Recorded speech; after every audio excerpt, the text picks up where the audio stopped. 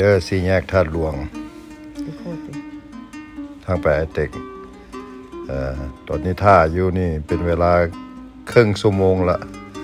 ยังบ่ทันได้ไปใส่หาก็สิง่ายขึ้นมาเกือบฮอดไฟแดงตายรถทั้งหน้านี่พัดบ่กล้าเน่งบ่กล้าเคลื่อนอันนี้มันเป็นสี่แยกวัดใจเนาะมันต้องได้วัดใจกันบ่ซูซีบ่ได้ไปเลยนี่ล่ะครับอยู่รถอยู่บ้านเฮาเนาะอยู่เมืองลาวนี่ถ้าเราบ่ซูซีหน่อยนึงก็บ่ได้ไปเลยมันควรสิแย่สิยังไปละใครอยู่ไปละรถคันข้างหน้านี่นะปลอดภัยละครับไปเรียบร้อยโรงเรียนจีนขอบใจหลายๆเด้อที่ติดตามชม